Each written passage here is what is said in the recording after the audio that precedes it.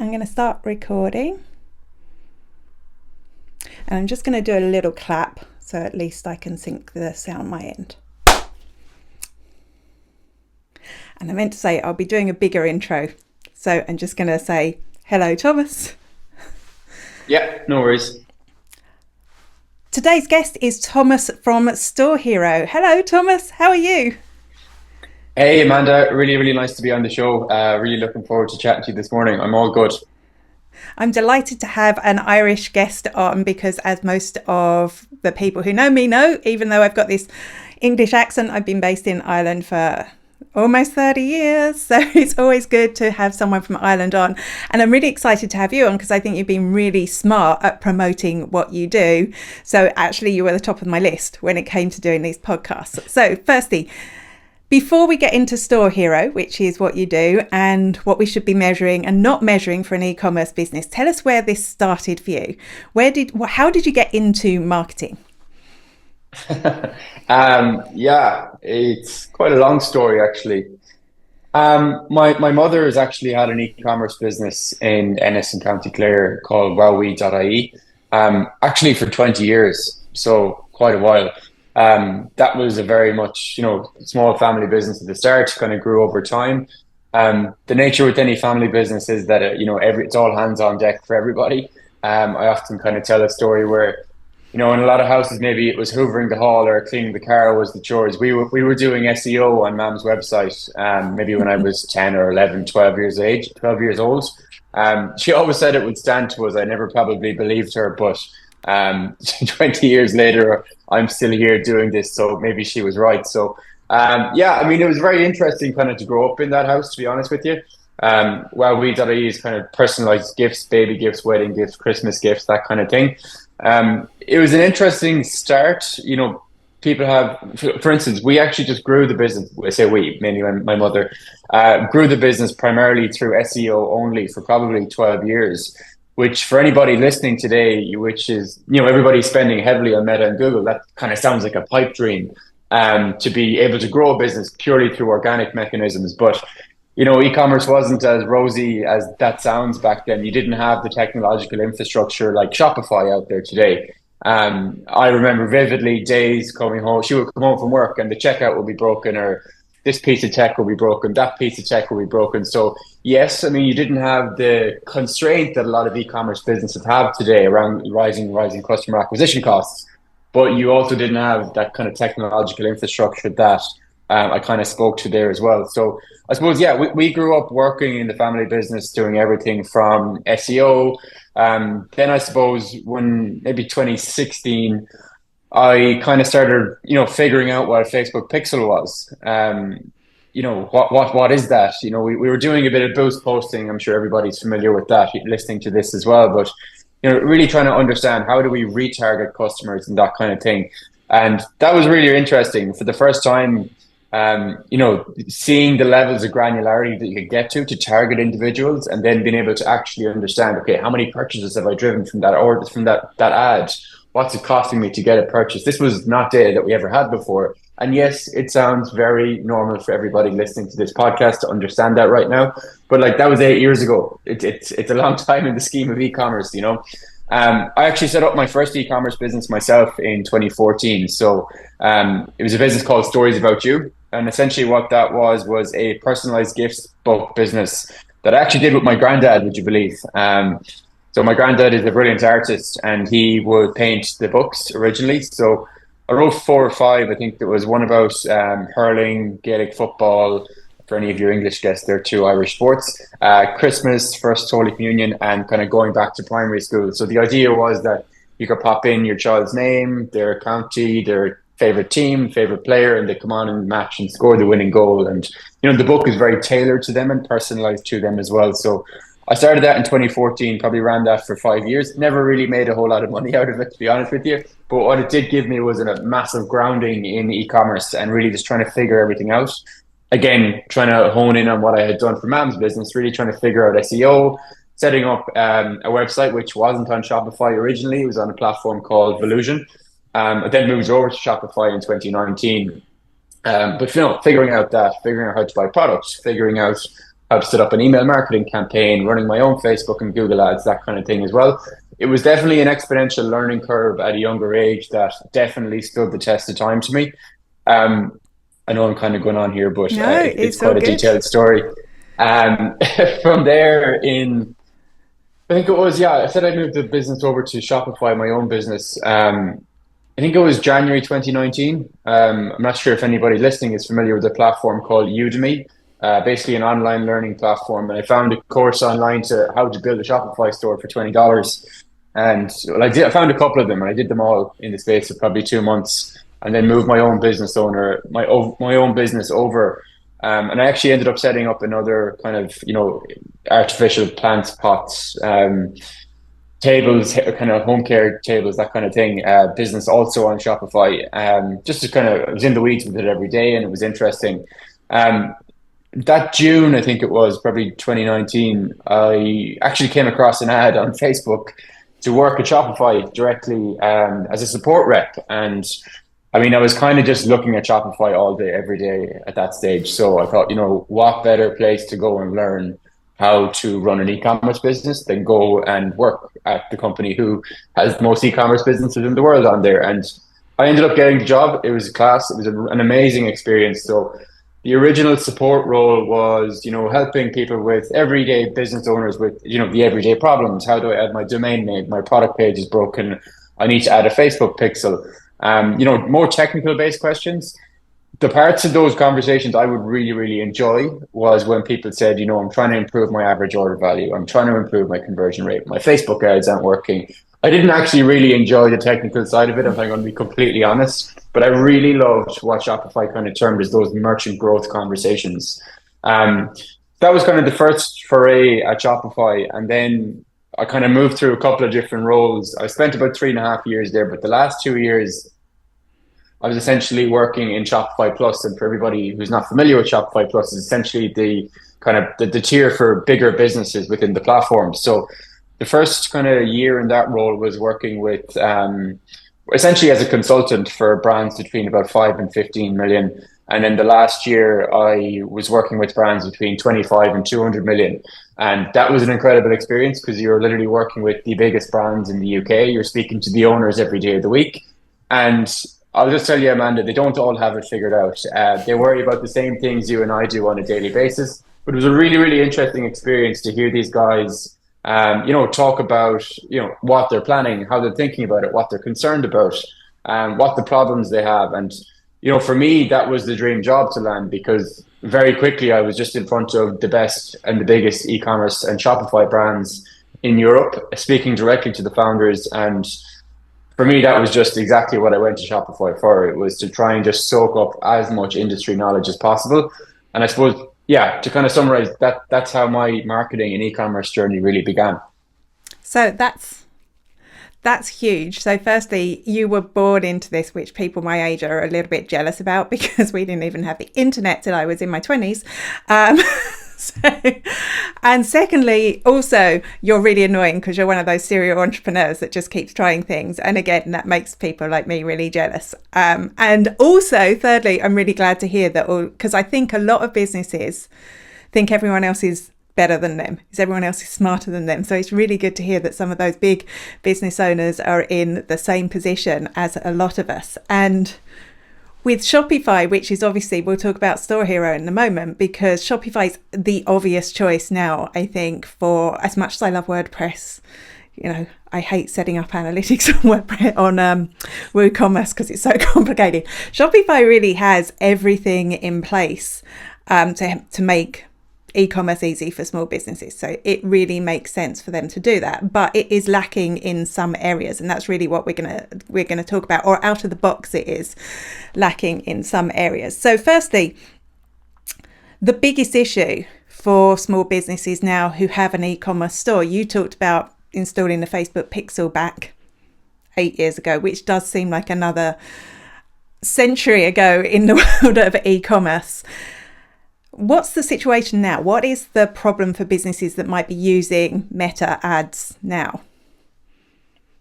Yeah, I mean, even just kind of to take a step back before we go into that, 2020, obviously, we won't mention the C word, but the C word basically meant that we had a massive influx of loads of new businesses online for the very first time. Many retailers, smaller businesses who weren't thinking about e-commerce were all forced online at one time.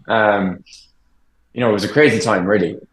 You had that happen, so everybody was forced online, and then you also had this other thing happen where everybody was locked up at home all day.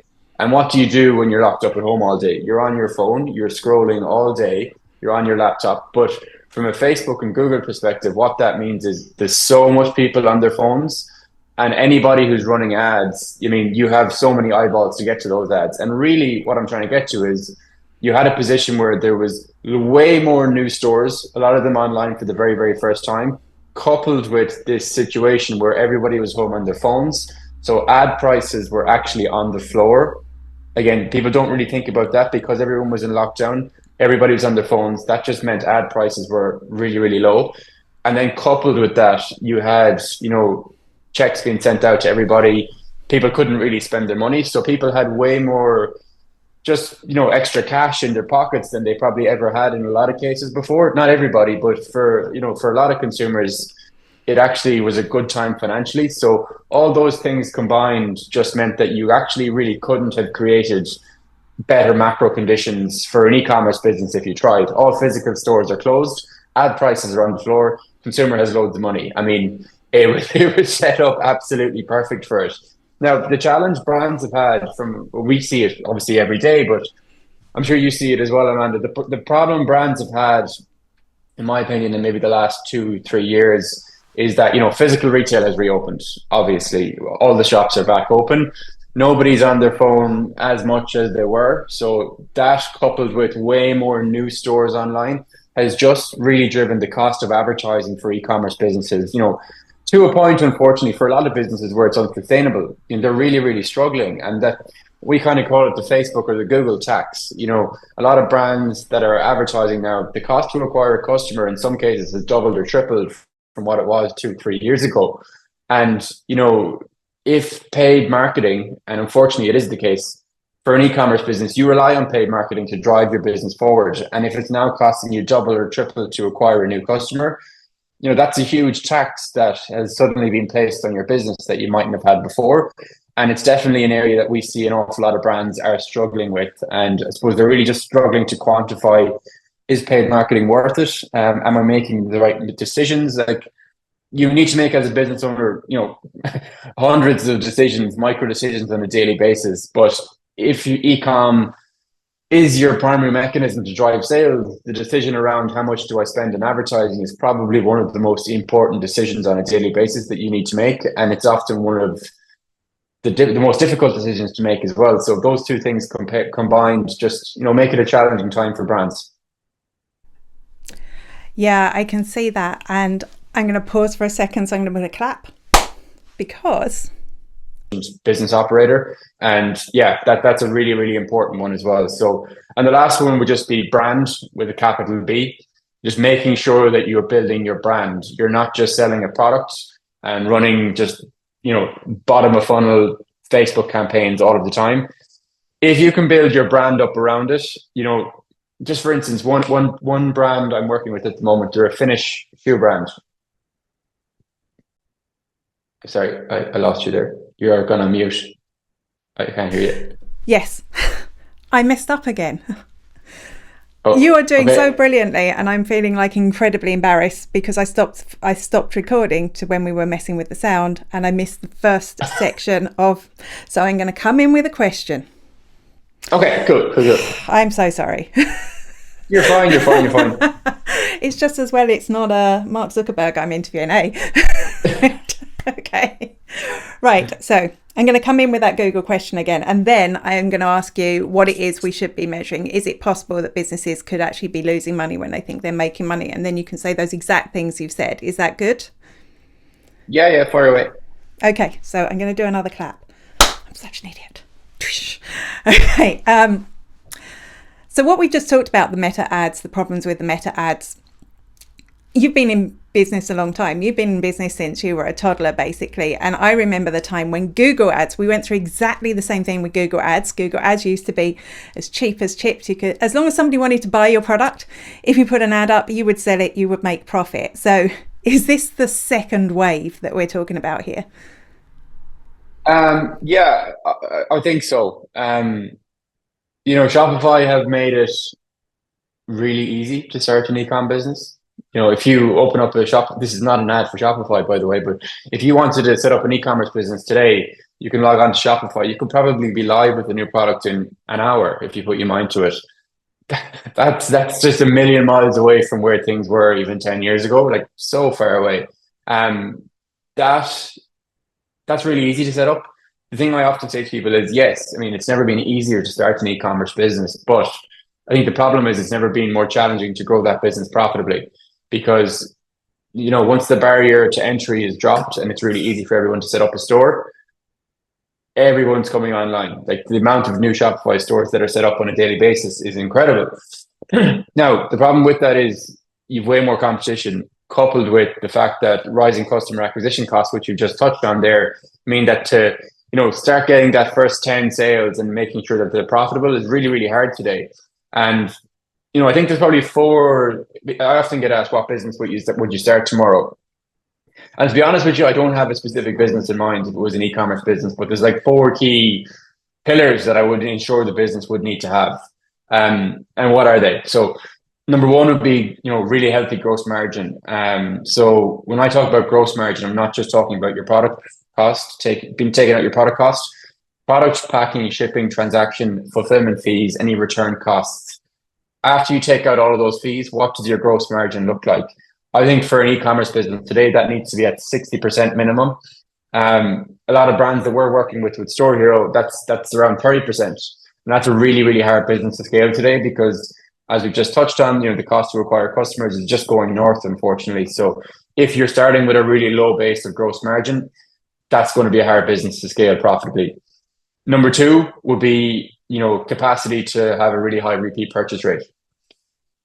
Even though we're all the best marketers in the world listening to this podcast, if you are working at a brand that sells sofas and sofas only, there's no way you can influence your customers to buy a new sofa every 3 months. It's just not going to be possible. So how do you think about, what I'm trying to say there is you need to think about the product that you're going to start your e-commerce business and the capacity of your customers to repeat purchase that product over a specific cadence over a certain period of time. Really good examples of this would be, pet food, beauty products, supplements, that kind of thing, where your customers will probably look to come back every 30, 60, 90 days. The beauty of a business like that is it almost acts like a software business to a certain extent. You buy once, sell 100 times, whatever it's going to be. Because the more times you can get your customer to repeat and come back, that just means you can afford to spend more and more upfront on the initial acquisition of that customer. And that's just a really, really important piece that brands need to take into account. The third one is just being a seriously good operator and keeping a very, very lean team. I typically would like to see operating costs as a percentage of your net sales to be at like 10 to 12% of your overall revenue.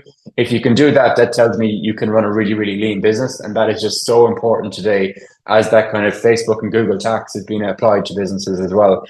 And the last one I would say is brand with a capital B. And what I mean by that is if you're selling a product, don't just make it a product. Don't just run bottom of funnel conversion campaigns. It's never been more important to invest in your brand. Once you can build a brand and get customers hooked on who you are as a brand, what you stand for, and just being very, very familiar with the brand, that will massively help your organic growth of the business. Your referrals from existing customers to new customers, but it would also allow you to price your products higher. Just to give you an example, one Finnish shoe brand I'm working with at the moment, they increased their prices by 30% in January, and that's a big spike. They're not cheap shoes as it is. Now, what they were terrified. I was speaking to the e-commerce manager before he did it, and he's like, "I think this is a terrible decision, but it's come from the top. I need to just follow my orders." The thing was they saw like a 1 or 2% drop in conversion rate. So what they realized was the brand had become so strong that they were very elastic in the inelastic in the minds of their customers, and therefore the price increase actually didn't really affect the purchasing behavior of the customer. And all that increase in the price of the product just allowed them to acquire way more new customers, and the business is just much better off and in a much more profitable position. Just to recap, I would have really strong gross margins. Make sure that you have repeat purchase capacity built into the product that you want to start. Being a really, really good operator, ensuring that you have a lean team, try and keep those operating expenses under about 12%, and making sure that you're investing and building a brand more so than just a store that sells a specific product. Great. And I think, to me, two things have come out of that. So firstly, I'm imagining, even though people are tuning into the analytics show, that there are a lot of people that aren't even measuring these things at all. So I think we'll talk about that in a second. Secondly, operating costs. What goes into that? What would you include? So that should be 12% of your costs of running the business. Is that what you're saying? Or 12% of your margin? Or Yeah, great question. So let's just say you're a brand doing $1 million a year, or let's just say 500K a year for the sake of simplicity. I would love to see your operating costs at 12% of that. So, about what's that, 60K maybe. So included in that, you're going to have your staff costs, rent costs, any software fees. I would probably, if you're paying an agency, I would put that in your marketing costs, not in your operating expenses. There's a slight distinction, which we'll come on to in a few minutes. But yeah, staff costs, rent costs, that kind of thing, within that kind of 12% bracket. And I'm sure there's lots of people that aren't even thinking about that in the first place, and a lot of small businesses that are thinking about themselves. Sure, I just take a bit of money out when I've got a bit of money. So I think that's something I would like people to take a step back from. I think people are often so busy marketing their business, because that's fun as far as I'm concerned, anyway, that they forget about all the different bits they want to measure. So with that, let's talk a little bit about StoreHero, because in some ways that's a bit of a solution to some of these problems, particularly if you're relying on things like what your Facebook ads are telling you, your ROAS is. That can always seem, oh, look, I've got this much return on my ad spend, and you're not really looking further down the line. So tell me about that. Yeah, so StoreHero is a tool that myself and my co-founder Carl O'Brien have built over the last 2 years. So we're now working with over 400 e-commerce brands, and essentially what StoreHero does was allow you to plug in your Shopify, your WooCommerce, your Magento, your BigCommerce store, all of your Google Analytics, your Search Console, your email marketing, your Facebook, Google, TikTok ads. But most importantly, we also bring in your true shipping costs, your fulfillment fees, your return costs, transaction fees. And why does any of that matter? We want to help brands actually understand in real time, as they're dialing up and down their marketing spend, are they more or less profitable as a result? We see a huge problem at the moment in the e-com landscape, in that every business I'm speaking to, their customer acquisition costs are rising. We just touched on that quite extensively. On top of that, yes, they're spending more to acquire a customer. They're also spending more on marketing in general than they probably ever have before. So you couple those two things together, costing us way more to acquire, Mary as a new customer, and to acquire 20 Marys, we're also spending just way more in general as a fixed fee. The problem I have with that with a lot of businesses is I ask them, okay, how are you quantifying or measuring success of your paid marketing at the moment? And they say, oh, well, we have a great ROAS on Facebook or Google. And then you dig in and say, so you trust the ROAS from Facebook and Google, do you?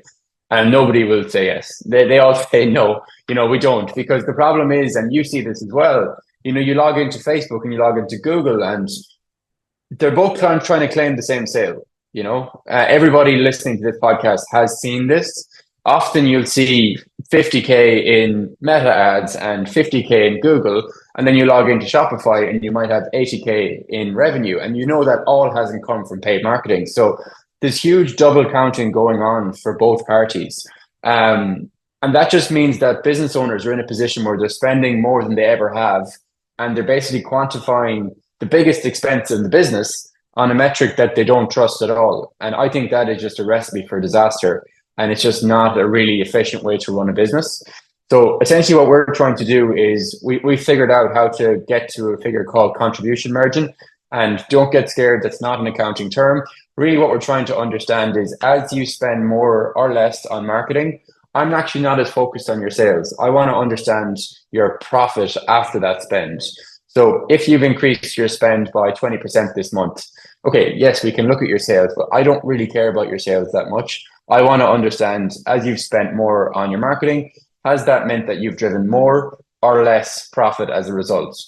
If you've driven more profit as a result of that increase, in my book, you have the green light to spend more again next month. If, for instance, you've increased spend by 20%, sales are gone up slightly. Previously you might think that was a good idea, but maybe what might have happened is spend could be up by 20%, sales up by 10%. Your profit after marketing spend could actually be down by 10%. The only data that we're taking from Facebook and Google in that instance is how much you've spent. Well, I'm not looking at ROAS anywhere in that equation there. So this is a really, really true reflection of your e-commerce business.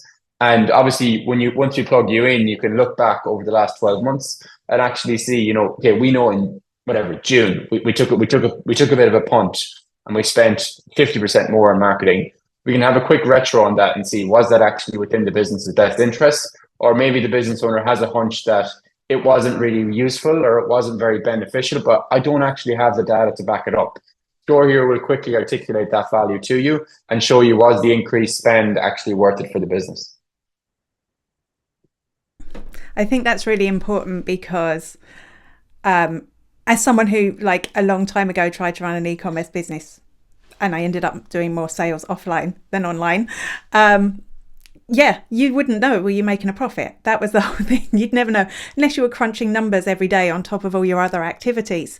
So I think that's kind of like, that is really important. Like back then I wasn't spending on ads. It was pretty much like your mum's business. I was relying on organic stuff to get the sales. But so many businesses out there might be losing money, which brings me to just one more thing. And I'm not sure if this is your ballpark at all, which is about discounts. Because we see discounts everywhere. Oh, I'm not getting enough sales. I'll run a sale. I'll run a discount. Obviously, there's a danger in that. So what are your thoughts about that? I could talk for 5 hours in this one, Amanda. Discounting, yeah. Look, it's a necessary evil in some instances. What you don't want to get into is a habit where, end of the month, you're not hitting your numbers and you just go on 20-30% this blanket sale and, you hit your numbers. That's a really bad way to run your business because you're just training your customer to wait for the discount. And if you haven't priced that discount in day one into your margins and your forecast for the year, you're going to find it very hard to be profitable. The problem I see with a lot of businesses is that to that point, it's not baked in at the very start of the year. And yes, your Facebook ROAS will improve and you probably will hit your sales figure. But if you've gone on 20 or 30% discounts, you probably eroded all of the margin to get there. And that's a really, really difficult position to be in. Discounts can be useful to clear age stock, to, promote a new product, but use them very sparingly because once you get into the habit of, doing the monthly 20-30% discount, it's very, very, very hard to reverse that cycle and train your customers to shop otherwise at full price. Particularly, and this probably sounds counterintuitive, as your Facebook ads are getting more and more expensive. If you're going to erode all of your margin through discounting, that coupled with the rising customer acquisition costs, your margin is just getting squeezed everywhere. And that's a hard position to be in for businesses. So, one of the things we do have in the platform is the ability to see your customer lifetime value. So you can see month over month. Okay, let's look at August, for instance. We acquired 700 new customers. On average, it cost us €20 to acquire a customer. And the gross profit on the first purchase was, €5. Okay, now let's look at September. Maybe we acquired 800 new customers. The average customer acquisition cost was maybe, a small drop, €18, but we were on a 20% discount. So maybe the gross profit on first purchase came back to like 20 quid or whatever it's going to be. So you're just trying to understand for businesses as you're dialing up and down discounting, A, how is that affecting the number of new customers you have? B, how is it affecting the cost to acquire a customer? But C, and which is probably the most importantly, how is that affecting the gross profit on that first purchase? Because, that's the most crucial part of it all. And it probably goes back to one point I consistently challenge a lot of business owners on is, what are you actually measuring? What are you striving for? Most people tell me sales growth. I want to hit X amount of sales this year. I honestly think that's a really poor way to run your business. I think you need to start with, there's a really good book out there. I recommend anyone listening to this podcast should read it. It's called Profit First by Mike Michalowicz. Probably butchered that pronunciation of that name, but you get the picture. Essentially what that is essentially putting like, what profit do you want as a business owner? And then basically building back and saying, okay, to hit that profit figure, how much sales do I need? This is my operating cost to run the business. This is my gross margin. So starting with the bottom in mind first, as opposed to the top. And the reason I say that to people is that because if you're a business and you want to hit 500K this year and you get to the end of November, it's kind of coupled with this another point I'll come to in a second, but if you are a business that's, you want to hit 500K for the year, you're coming to the end of November, you're not there.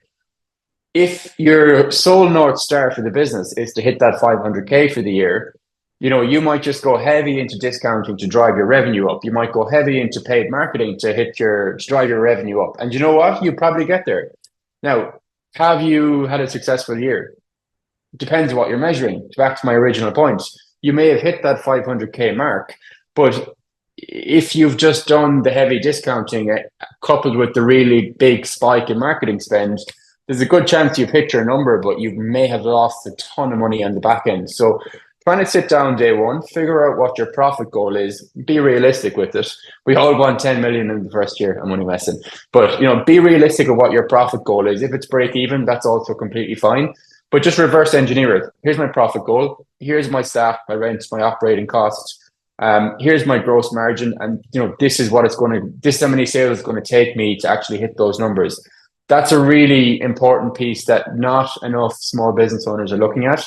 Start with profit first, read that book, and stop just simply measuring your sales revenue, because I'm seeing way too many businesses, really struggling as a result of just focusing on top line revenue when really they set the business up to turn a profit, and it's often an afterthought, or let's see what happens at the end of the year. You can reverse engineer it, and often you'll be surprised with how it changes how you look at your business every day.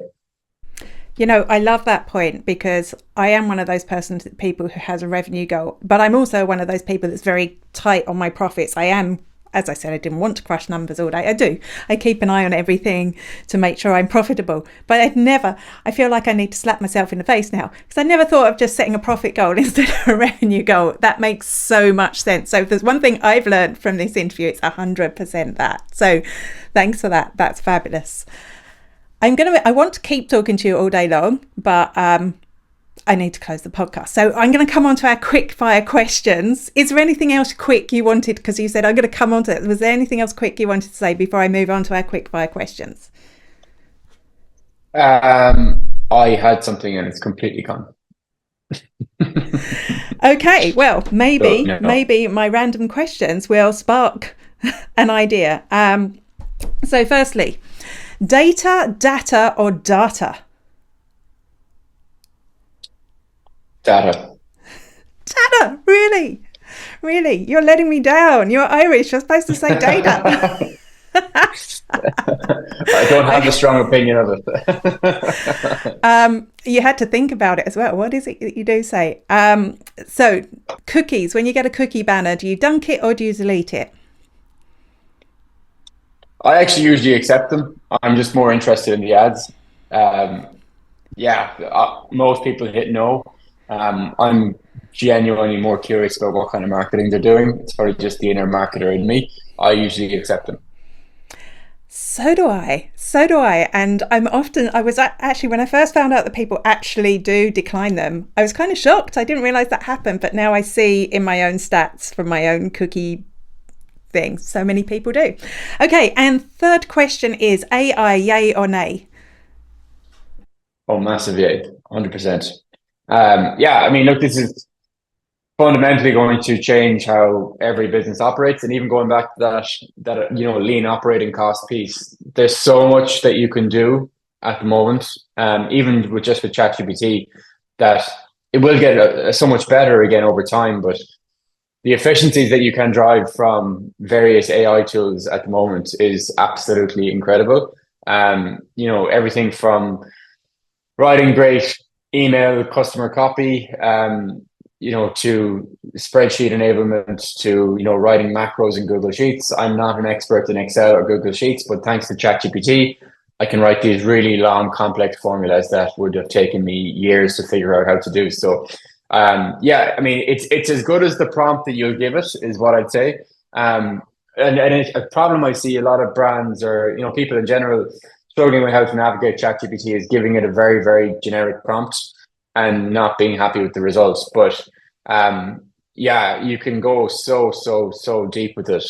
One thing we've actually just launched quite recently within the platform is, in the StoreHero platform, is, one challenge that business owners have with the tool like us sometimes is that there's a lot of numbers there and it's hard to understand what it all means. So once you log into the StoreHero platform now, you set what your goals are. So you set that profit goal.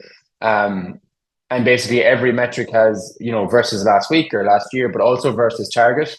And basically there's an AI summary that crunches the whole numbers of the business and tells you a story as to what actually happened in the last week, what was good, what was bad, and what you need to focus on. That's just a small thing that we're doing to try, from an AI capacity, to basically try and just crunch the numbers for you and tell you what to do, instead of you needing to understand all of these million acronyms I just mentioned in the course of the last half an hour. StoreHero will just crunch them, explain to them what they are, and really just give you your to-do list in terms of what's good, what's bad, what you need to work on in order to hit those profit goals that you've set yourself. Wow, that sounds amazing. And I'm so happy you are an AI advocate, because I'm kind of like, it's not being an advocate, it's just part of my toolkit. And those macros, absolutely, in Google Sheets, when I'm analysing data, they're a lifesaver, because if I'm trying to pluck those out of my head, so that's not happening. So absolutely. Never. Well, not for me anyway. I'm sure I could learn it, but hey, AI can do it for me, so it's all good. Absolutely. I know you have a podcast, which I think I was going to suggest to everyone they followed you on LinkedIn, because that's where I follow you and I see this sort of wisdom every day from you on LinkedIn. So where apart from LinkedIn, where do they find you on LinkedIn? Where else should people find you? Yeah, we're on LinkedIn at Thomas Gleeson. We are on Twitter with the StoreHero account, on YouTube. That's where we run our podcast on. It's also on Spotify as well. Just type in StoreHero podcast, you'll find it. We're on TikTok, we're on Instagram. We're not on Facebook actually, but we're everywhere else. Good, great. So, and I hear you have an ebook.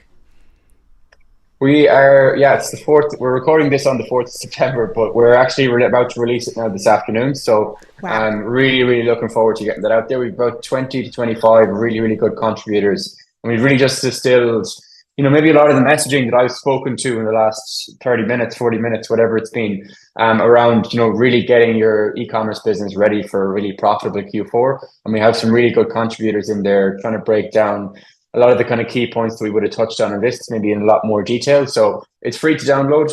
You can head over to our website, storehero.ai, and there's a little banner up the top there to download our Q4 ebook this year. I'd recommend everyone download it. There's loads and loads of really, really good and valuable information there.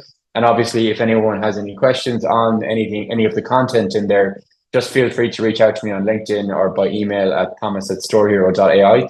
I'm more than happy to answer any questions that anyone might have.